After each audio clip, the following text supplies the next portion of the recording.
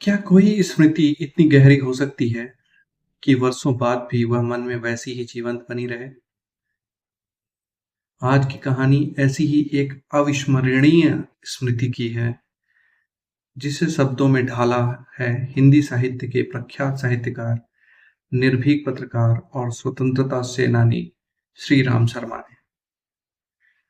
23 मार्च 1892 को उत्तर प्रदेश के मैनपुरी जनपद के किरथरा गांव में जन्मे श्री राम शर्मा ने अपने व्यक्तित्व और लेखनी दोनों से हिंदी साहित्य को समृद्ध किया। उन्होंने स्वतंत्रता आंदोलन में सक्रिय भाग लिया, जेल यात्राएं की और लंबे समय तक प्रतिष्ठित पत्रिका विशाल भारत के संपादक के रूप में काम किया। उनकी लेखनी की सबसे बड़ी विशेषता थी सरल भाषा, सजीव चित्रण और ऐसी वर्णन शैली जो पाठक को घटनाओं का प्रत्यक्ष साक्षी बना देती है। हिंदी साहित्य में उन्हें शिकार साहित्य के प्रवर्तकों में गिना जाता है, लेकिन उनकी रचनाएं केवल रोमांच तक सीमित नहीं रहीं। उन्होंने संस्मरण, जीवनी, पत्रकारिता और सामाजिक चेतना से जुड़े अनेक विषयों पर भी प्रभावशाली लेखन किया। आज हम उनकी प्रसिद्ध रचना स्मृति का श्रवण करेंगे, एक ऐसी घटना जो उनके बचपन से जुड़ी है और जिसने वर्षों बाद भी उनके मन पर अपनी अमिट छाप बनाए रखी। तो आइए बिना विलंब के इस रोचक और विचारोत्तेजक यात्रा की शुरुआत करते हैं। सन 1908 ईस्वी की बात है। दिसंबर का आखिरी या जनवरी का प्रारंभ होगा। चिल्ला जाड़ा पड़ रहा था। 2-4 दिन पूर्व कुछ बूंदाबांदी हो गई थी, इसलिए शीत की भयंकरता और भी बढ़ गई थी। सायंकाल के 3:30 या 4 बजे होंगे। कई साथियों के साथ मैं झरबेरी के बेर तोड़ तोड़ कर खा रहा था कि गांव के पास से एक आदमी ने जोर से पुकारा कि तुम्हारे भाई बुला रहे हैं, शीघ्र ही घर लौट आओ। मैं घर को चलने लगा। साथ में छोटा भाई भी था। भाई साहब की मार का डर था, इसलिए सहमा हुआ चला जाता था। समझ में नहीं आता था कि कौन सा कसूर बन पड़ा। डरते डरते घर में घुसा। आशंका थी कि बेर खाने के अपराध में ही तो पेशी न होगी, पर आंगन में भाई साहब को पत्र लिखते पाया। अब पिटने का भ्रम दूर हुआ। हमें देखकर भाई साहब ने कहा, इन पत्रों को ले जाकर मक्खनपुर डाक खाने में डाल आओ। तेजी से जाना, जिससे शाम की डाक से ही चिट्ठियां निकल जाए। ये बड़ी जरूरी है। जाड़े के दिन थे ही, जिस पर हवा के प्रकोप से कपकपी लग रही थी। हवा मज्जा तक ठिठुरा रही थी, इसलिए हमने कानों को धोती से बांधा। माँ ने भुजाने के लिए थोड़े से चने एक धोती में बांध दिए। हम दोनों भाई अपना अपना डंडा लेकर घर से निकल पड़े। उस समय उस बबूल के डंडे से जितना मोह था, उतना इस उम्र में राइफल से नहीं। मेरा डंडा अनेक सांपों के लिए नारायण वाहन हो चुका था। मक्खनपुर के स्कूल और गांव के बीच पड़ने वाले आम के पेड़ों से प्रतिवर्ष उससे आम झूरे जाते थे। इस कारण वह मूक डंडा सजीव सा प्रतीत होता था। प्रसन्न वदन हम दोनों मक्खनपुर की ओर तेजी से बढ़ने लगे। चिट्ठियों को मैंने टोपी में रख लिया, क्योंकि कुर्ते में जेबें ना थी। हम दोनों उछलते कूदते एक ही सांस से में गांव से 4 फर्लांग दूर उस कुएं के पास आ गए, जिसमें एक अति भयंकर काला सांप पड़ा हुआ था। कुआं कच्चा था और 24 हाथ, लगभग 38 फीट गहरा था। उसमें पानी न था। उसमें न जाने सांप कैसे गिर गया था।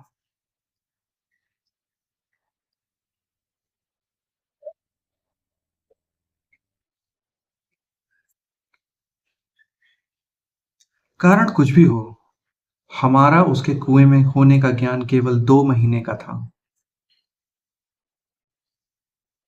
बच्चे नटखट होते ही हैं। मक्खनपुर पढ़ने जाने वाली हमारी टोली पूरी वानर टोली थी। एक दिन हम लोग स्कूल से लौट रहे थे कि हमको कुएं में उझकने की सूझी। सबसे पहले उझकने वाला मैं ही था।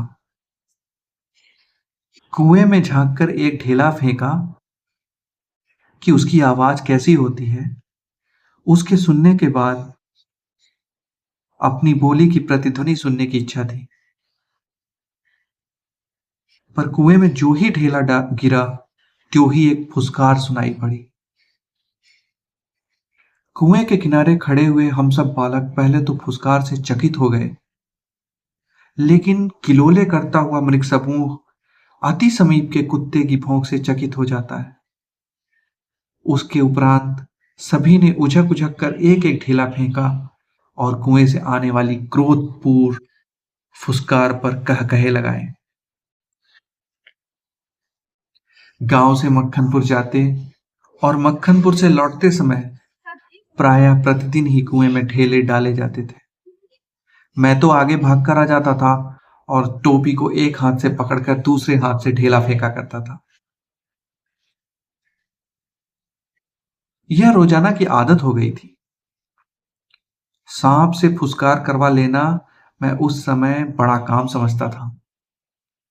इसलिए जैसे ही हम दोनों उस कुएं की ओर से निकले, कुएं में ढेला फेंककर फुसकार सुनने की प्रवृत्ति जागृत हो गई। मैं कुएं की ओर बढ़ा। छोटा भाई मेरे पीछे हो लिया, जैसे बड़े मृगशावक के पीछे छोटा मृगशावक हो लेता है। कुएं के किनारे से एक ढेला उठाया और उझक कर एक हाथ से टोपी उतारते हुए सांप पर ढेला गिरा दिया। पर मुझ पर तो बिजली सी गिर पड़ी। सांप ने फुसकार मारी या नहीं, ढेला उसे लगा या नहीं, यह बात अब तक स्मरण नहीं। टोपी के हाथ में लेते ही तीनों चिट्ठियां चक्कर काटती हुई कुएं में गिर रही थी। अकस्मात जैसे घास चरते हुए हिरन की आत्मा गोली से हत होने पर निकल जाती है और वह तड़पता रह जाता है, उसी भांति ये चिट्ठियां क्या टोपी से निकल गईं। मेरी तो जान निकल गई। उनके गिरते ही मैंने उनको पकड़ने के लिए एक झपट्टा भी मारा, ठीक वैसे जैसे घायल शेर शिकारी को पेड़ पर चढ़ते देखकर उस पर हमला करता है। पर वे तो पहुंच से बाहर हो चुकी थी। उनको पकड़ने की घबराहट में मैं स्वयं झटके के कारण कुएं में गिर गया होता।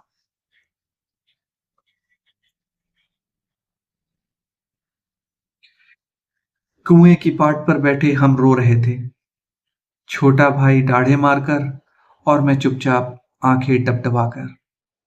पतीली में उफान आने से ढकना ऊपर उठ जाता है और पानी बाहर टपक जाता है। निराशा, पिटने के भय और उद्वेग से रोने का उफान आता था। पलकों के ढकने भीतरी भावों को रोकने का प्रयत्न करते थे, पर कपोलों पर आंसू ढलक ही आते थे। माँ की गोद की याद आती थी। जी चाहता था कि माँ आकर छाती से लगा ले और लाड़ प्यार करके कह दे कि कोई बात नहीं, चिट्ठियां फिर लिखती जाएंगी। तबीयत करती थी कि कुएं में बहुत सी मिट्टी डाल दी जाए और घर जाकर कह दिया जाए कि चिट्ठी डाल आए।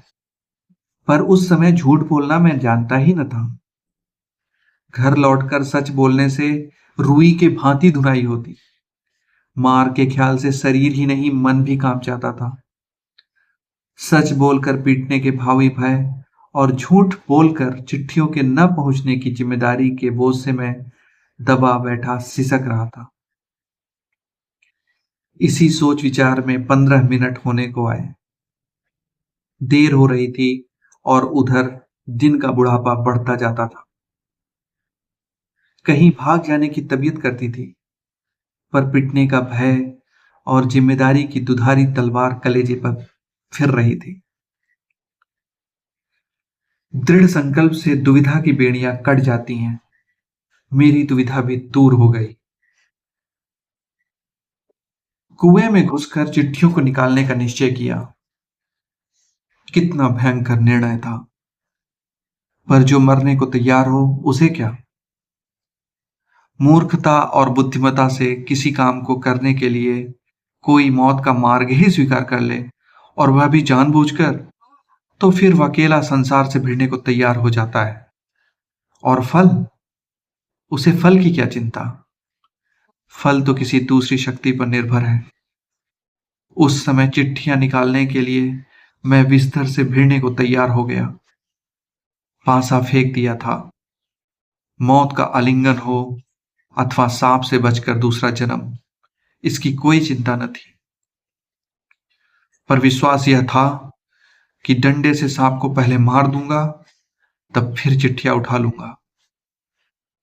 बस इसी दृढ़ विश्वास के बूते पर मैंने कुएं में घुसने की ठानी।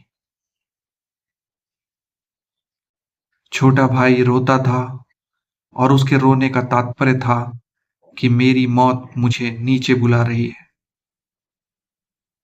यद्यप वह शब्दों से न कहता था, वास्तव में मौत सजीव और नग्न रूप में कुएं में बैठी थी। पर उस नग्न मौत से मुठभेड़ के लिए मुझे भी नग्न होना पड़ा। छोटा भाई भी नंगा हुआ। एक धोती मेरी, एक छोटे भाई की, एक चने वाली, दो कानों से बंधी हुई धोतियां, पांच धोतियां और कुछ रस्सी मिलाकर कुएं की गहराई के लिए काफी हुई। हम लोगों ने धोतियां एक दूसरे से बांधी और खूब खींच खींच कर आजमा लिया कि गांठें कड़ी हैं या नहीं। अपनी ओर से कोई धोखे का काम नहीं रखा।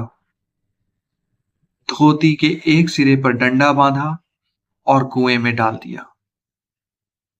दूसरे सिरे को डेंग, वह लकड़ी जिस पर चरस से पुर टिकता है, के चारों ओर एक चक्कर देकर और एक गांठ लगाकर छोटे भाई को दे दिया। छोटा भाई केवल 8 वर्ष का था, इसलिए धोती को डेंग से कड़ी करके बांध दिया और तब उसे खूब मजबूती से पकड़ने के लिए कहा। मैं कुएं में धोती के सहारे घुसने लगा। छोटा भाई फिर रोने लगा। मैंने उसे आश्वासन दिलाया कि मैं कुएं के नीचे पहुंचते ही सांप को मार दूंगा, और मेरा विश्वास भी ऐसा ही था। कारण यह था कि इसके पहले मैंने अनेक सांप मारे थे, इसलिए कुएं में घुसते समय मुझे सांप का तनिक भी भय न था। उसको मारना मैं बाएं हाथ का खेल समझता था। कुएं के धरातल से जब 4-5 गज रहा होगा, तब ध्यान से नीचे को देखा। अकल चकरा गई। सांप फन फैलाए धरातल से एक हाथ ऊपर उठा लहरा रहा था।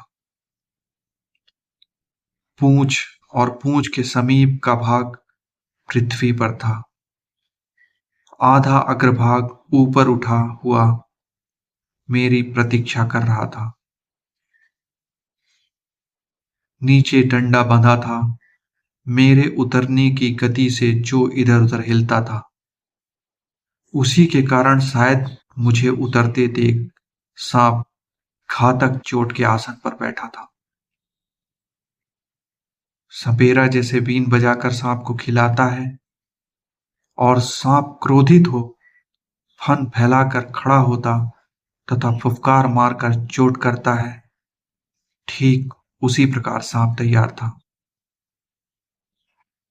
उसका प्रतिद्वंदी मैं उसके कुछ ही ऊपर धोती पकड़े लटक रहा था। धोती डेंग से बंधी होने के कारण कुएं के बीचों बीच लटक रही थी, और मुझे कुएं के धरातल की परिधि के बीचों बीच उतरना था। इसके माने थे सांप से 1.5-2 फुट गज नहीं की दूरी पर पैर रखना, और इतनी दूर पर सांप पैर रखते ही चोट करता। स्मरण रहे, कच्चे कुएं का व्यास बहुत कम होता है, नीचे तो वह 1.5 गज से अधिक होता ही नहीं। ऐसी दशा में कुएं में मैं सांप से अधिक 4 फुट की दूरी पर रह सकता था, वह भी उस दशा में जब सांप मुझसे दूर रहने का प्रयत्न करता। पर उतरना तो था कुएं के बीच में, क्योंकि मेरा साधन बीचों बीच लटक रहा था। ऊपर से लटक कर तो सांप मारा नहीं जा सकता था, उतरना तो था ही, थकावट से ऊपर चढ़ भी नहीं सकता था। अब तक अपने प्रतिद्वंदी को पीठ दिखाने का निश्चय नहीं किया था। यदि ऐसा करता भी तो कुएं के धरातल पर उतरे बिना क्या मैं ऊपर चढ़ सकता था? धीरे धीरे उतरने लगा। एक एक इंच जो जो मैं नीचे उतरता जाता था, त्यों त्यों मेरी एकाग्र चित्तता बढ़ती जाती थी। मुझे एक सूझ सूझी। दोनों हाथों से धोती पकड़े हुए मैंने अपने पैर कुएं की बगल में लगा दिए। दीवार से पैर लगाते ही कुछ मिट्टी नीचे गिरी और सांप ने फू करके उस पर मुंह मारा। मेरे पैर भी दीवार से हट गए और मेरी टांगें कमर से समकोण बनाती हुई लटकी रही। पर इससे सांप से दूरी और कुएं की बगल से सटाए और कुछ धक्के के साथ अपने प्रतिद्वंदी के सम्मुख कुएं की दूसरी ओर 1.5 गज पर कुएं के धरातल पर खड़ा हो गया। आंखें चार हुई। शायद एक दूसरे ने पहचाना। सांप को चक्षुश्रवा कहते हैं। मैं स्वयं चक्षुश्रवा हो रहा था। अन्य इंद्रियों ने मानो सहानुभूति से अपनी शक्ति आंखों को दे दी हो। सांप के फन की ओर मेरी आंखें लगी हुई थीं कि वह कब किस ओर को आक्रमण करता है। सांप ने मोहनी सी डाल दी थी। शायद वह मेरे आक्रमण की प्रतीक्षा में था। पर जिस विचार और आशा को लेकर मैंने कुएं में घुसने की ठानी थी, वह तो आकाश कुसुम था। मनुष्य का अनुमान और भावी योजनाएं कभी कभी कितनी मिथ्या और उल्टी निकलती हैं। मुझे सांप का साक्षात होते ही अपनी योजना और आशा की असंभवता प्रतीत हो गई। डंडा चलाने के लिए स्थान ही न था। लाठी या डंडा चलाने के लिए काफी स्थान चाहिए जिसमें वे घुमाए जा सके। सांप को डंडे से दबाया जा सकता था, पर ऐसा करना मानो तोप के मुहरे पर खड़ा होना था। यदि फन या उसके समीप का भाग न दबा तो फिर वह पलटकर जरूर काटता, और फन के पास दबाने की कोई संभावना भी होती तो फिर उसके पास पड़ी हुई 2 चिट्ठियों को कैसे उठाता? 2 चिट्ठियां उसके पास उससे सटी हुई पड़ी थी और एक मेरी ओर थी। मैं तो चिट्ठियां लेने ही उतरा था। हम दोनों अपने पैरों पर डटे थे। उस आसन पर खड़े खड़े मुझे 4-5 मिनट हो गए। दोनों ओर मोर्चे पड़े हुए थे, पर मेरा मोर्चा कमजोर था। कहीं सांप मुझ पर झपट पड़ता तो मैं, यदि बहुत करता तो उसे पकड़कर कुचल कर मार देता, पर वह तो अचूक तरल विष मेरे शरीर में पहुंचा ही देता और अपने साथ साथ मुझे भी ले जाता। अब तक सांप ने वार न किया था, इसलिए मैंने भी उसे डंडे से दबाने का ख्याल छोड़ दिया। ऐसा करना उचित भी न था। अब प्रश्न था कि चिट्ठियां कैसे उठाई जाए। बस एक सूरत थी, डंडे से सांप की ओर से चिट्ठियों को सरकाया जाए। यदि सांप टूट पड़ा तो कोई चारा न था, कुड़ता था और कोई कपड़ा न था जिससे सांप के मुंह की ओर करके उसके फन को पकड़ लूं। मारना या बिल्कुल छिड़कानी न करना, ये दो मार्ग थे। सो पहला मेरी शक्ति के बाहर था। बाध्य होकर दूसरे मार्ग का अवलंबन करना पड़ा।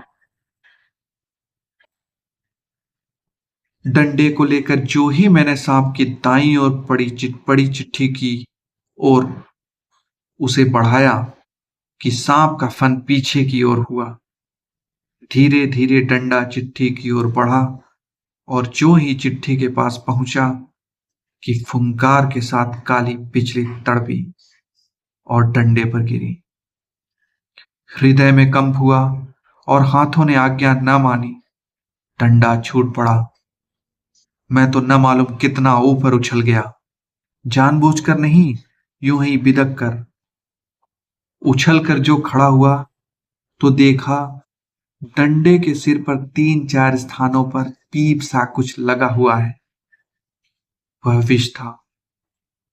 सांप ने मानो अपनी शक्ति का सर्टिफिकेट सामने रख दिया था, पर मैं तो अपनी उसकी योग्यता का पहले से ही कायल था। उस सर्टिफिकेट की जरूरत न थी।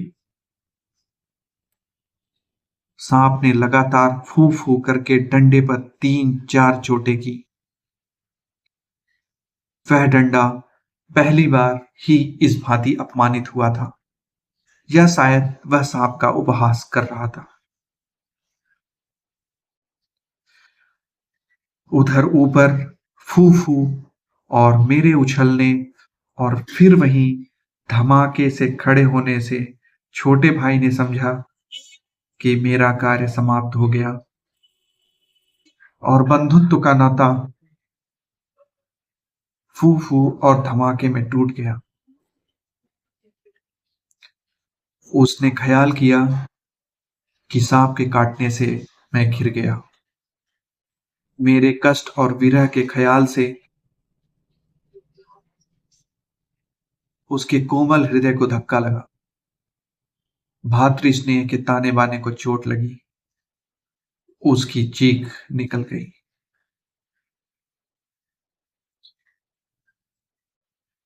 छोटे भाई की आशंका बेजा न थी, पर उस फू और धमाके से मेरा साहस कुछ बढ़ गया। दोबारा फिर उसी प्रकार लिफाफे को उठाने की चेष्टा की। अब की बार सांप ने वार भी किया और डंडे से चिपट भी गया। डंडा हाथ से छूटा तो नहीं, पर झिझक, सहम अथवा आतंक से अपनी ओर खिंच गया और गुंजल मारता हुआ सांप का पिछला भाग मेरे हाथों से छू गया। उफ, कितना ठंडा था। डंडे को मैंने एक ओर पटक दिया। यदि कहीं उसका दूसरा वार पहले होता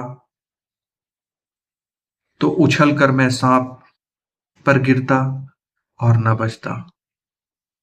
लेकिन जब जीवन होता है तब हजारों ढंग बचने के निकल आते हैं। वह दैवी कृपा थी। डंडे के मेरी ओर खींच आने से मेरे और सांप के आसन बदल गए। मैंने तुरंत ही लिफाफे और पोस्टकार्ड चुन लिए। चिट्ठियों को धोती के छोर से बांध दिया और छोटे भाई ने उन्हें ऊपर खींच लिया। डंडे को सांप के पास से उठाने में भी बड़ी कठिनाई पड़ी। सांप उससे खुलकर उस पर धरना देकर बैठा था। जीत तो मेरी हो चुकी थी, पर अपना निशान गंवा चुका था।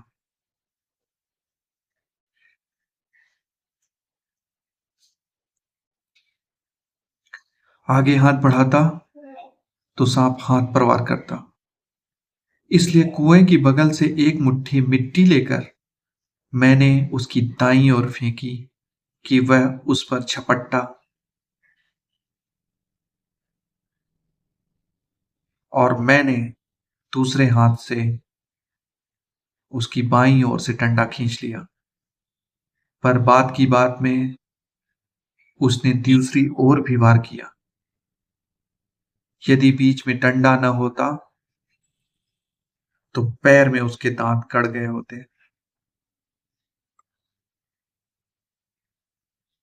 अब ऊपर चढ़ना कोई कठिन काम न था। अब ऊपर चढ़ना कोई कम कठिन काम न था। केवल हाथों के सहारे, पैरों को बिना कहीं लगाए हुए 36 फुट ऊपर चढ़ना मुझसे अब नहीं हो सकता।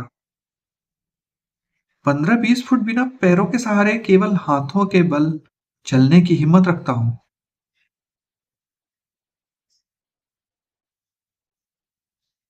कम ही, अधिक नहीं। पर उस 11 वर्ष की अवस्था में मैं 36 फुट चढ़ा। बाहें भर गई थीं, छाती फूल गई थी, धौंकनी चल रही थी। पर एक एक इंच सरक सरक कर अपनी भुजाओं के बल में ऊपर चढ़ाया। यदि हाथ छूट जाते तो क्या होता, इसका अनुमान करना कठिन है। ऊपर आकर बेहाल होकर थोड़ी देर तक पड़ा रहा। देह को झाड़ झूर कर धोती कुर्ता पहना। फिर कुसनपुर के लड़के को, जिसने ऊपर चढ़ने की चेष्टा को देखा था, ताकीद करके कि वह कुएं वाली घटना किसी से न कहे, हम लोग आगे बढ़े।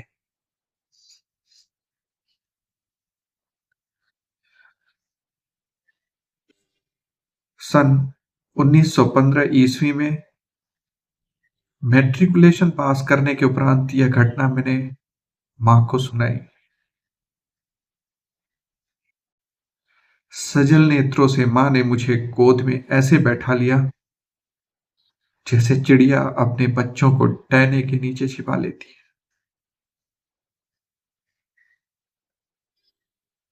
कितने अच्छे थे वे दिन। उस समय राइफल न थी, डंडा था, और डंडे का शिकार, कम से कम उस सांप का शिकार, राइफल के शिकार से कम रोचक और भयानक न था। श्री राम शर्मा।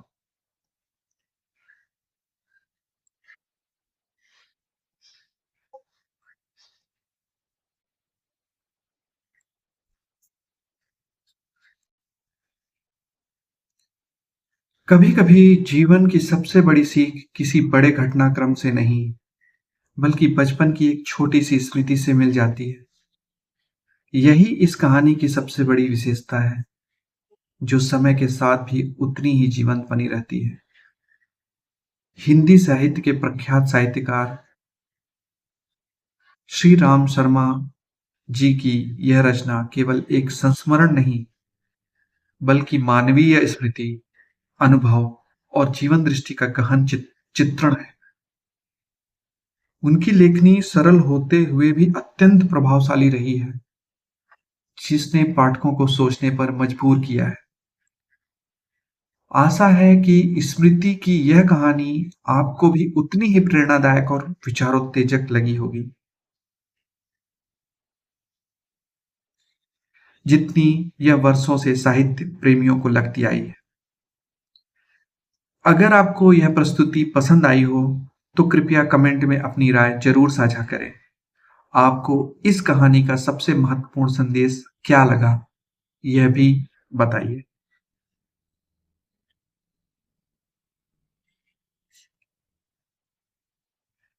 ऐसी ही साहित्यिक कहानियों, प्रेरक संस्मरणों और विचारोत्तेजक रचनाओं के लिए चैनल को सब्सक्राइब करें और बेल आइकॉन दबाना न भूलें। डिस्क्लेमर: यह वीडियो केवल शैक्षिक, साहित्यिक और मनोरंजन उद्देश्य के लिए प्रस्तुत किया गया है। इसमें दी गई कहानी को केवल सुनने और समझने के दृष्टिकोण से लिया जाए। मैंने इस रचना का केवल पाठ यानी कि नरेशन किया है। निवेदन। यदि प्रस्तुति में किसी प्रकार की त्रुटि रह गई हो तो कृपया क्षमा करें और उसे सुधार के भाव से लें। यह मेरी पहली प्रस्तुति है, इसलिए आपका सहयोग और मार्गदर्शन मेरे लिए महत्वपूर्ण है। आपका सपोर्ट मुझे आगे बेहतर कंटेंट बनाने के लिए प्रेरित करेगा। तब तक के लिए धन्यवाद। नमस्कार।